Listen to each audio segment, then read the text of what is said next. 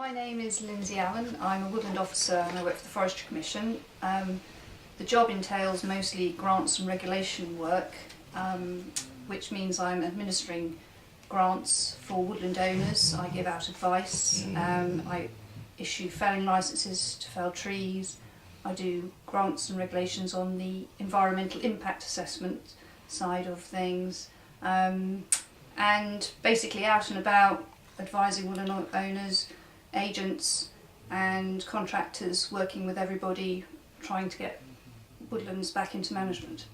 With my job, it's a very varied week generally.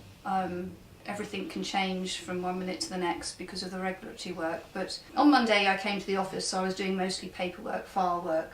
On Tuesday I had to drive over to Swindon because we had a training course on wood fuel. So I spent my day on Wednesday in a conference on wood fuel, drove back, and then the following day I went out in the evening to do a talk on deer and held a meeting with owners and agents and deer stalkers, and that was all very interesting. And then the following day I had a possible illegal felling up in South Norfolk. Fortunately I didn't have to go there, but again that could have changed things. This week again, quite interesting, home for one day because I work from home as well, where I do lots of my admin work. Today office, and tomorrow a very exciting energy crop scheme on the Pitsea landfill tip. So great variety, never know quite what's going to plan, what's going to come up. I can plan my weeks ahead, I make my own appointments, so it's always very helpful, but things can change very quickly. So how did I get into forestry? I had a very long route round. I did for many years. I actually was abroad teaching sailing and skiing. Came back to England and had to rethink what I wanted to do, so I went back to college and took up forestry and did a forestry diploma. When I was there I met up with the woodland officers and they took me to the Royal Forestry Society meetings. And I started doing contract work, doing site visits for the Forestry Commission, and I did that while I was at college, so I did both. Then an opportunity came up to cover one of the woodland officers' jobs, so I was approached to do that on contract for a while, and then several jobs came up as woodland officers and I applied with the Commission and I got taken on through that route. So my experience from before, because the job involves a lot of communication, you're dealing with all sorts of people, from hill farmers to lords and ladies, so you've got to have the communication skills, and I actually feel the old job really helped because it follows through with what I do now, and that's really how I got into forestry. The worst thing about my job, there are certain aspects where we have to follow up and things on kind of a day that it comes in, and one of those is illegal fellings. I've had to go to court on 3 or 4 occasions. I've been to magistrates and Crown Courts, been in the witness box and putting our case across. It takes quite a lot of time to get all the information together. We have to get out on site very quickly. We're not supposed to talk to people, so it's very difficult. You just have to gather all the information. We have to measure up all the trees, estimate all the volumes and predict how much has been taken, whether it's over the limits, all the other mitigations that there, and whether it can be let off, or that we have to follow it through. And if we follow it through, again, interviews and letters have to go out, and then ultimately ending up in court, which is quite a long process, can take up a lot of time, but it is a side of the job which I don't enjoy quite so much.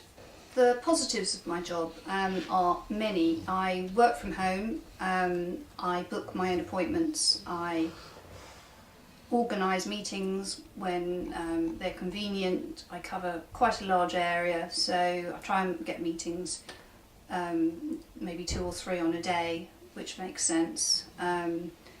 Since I've moved to this area, the markets have really changed.